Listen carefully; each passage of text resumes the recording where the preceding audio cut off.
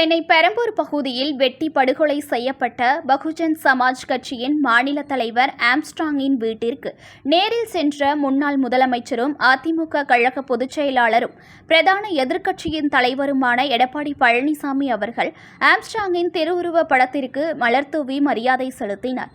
பின் ஆம்ஸ்ட்ராங்கின் குடும்பத்தாருக்கு ஆறுதலை தெரிவித்தார்.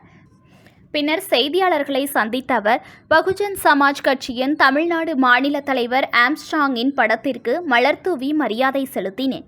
பின் அவரது மனைவி பொற்கொடிக்கு ஆறுதல் கூறினேன். இந்த கொலை திட்டமிட்டு செய்திருப்பதாக தெரிய வருகிறது. இந்த கொலையில் ஈடுபட்டவர்கள் அனைவரும் சட்டத்திற்கு முன்னர் நிறுத்தி தண்டனை வாங்கி தர வேண்டும்.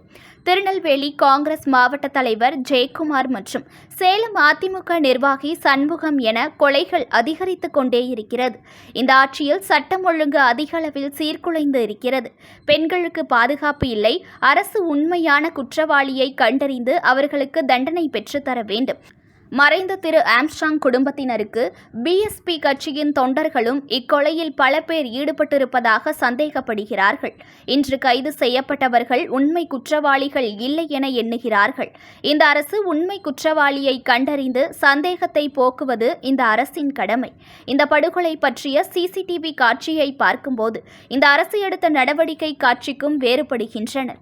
எவ்வளவு பெரிய சாசனத்தில் இருந்தாலும் உண்மை குற்றவாளிகளை தண்டிக்க வேண்டும். இதை கண்டுபிடிக்க வேண்டும் என்றால் சிபிஐ தான் உண்மையாக கண்டுபிடிக்க முடியும். இந்த படுகொலையை சாதாரணமான ஆட்கள் செய்திருக்க முடியாது. உடனடியாக இந்த குற்றவாளிகளை கண்டுபிடித்து நடவடிக்கை எடுக்க வேண்டும் என எடப்பாடி பழனிசாமி அவர்கள் கூறினார்.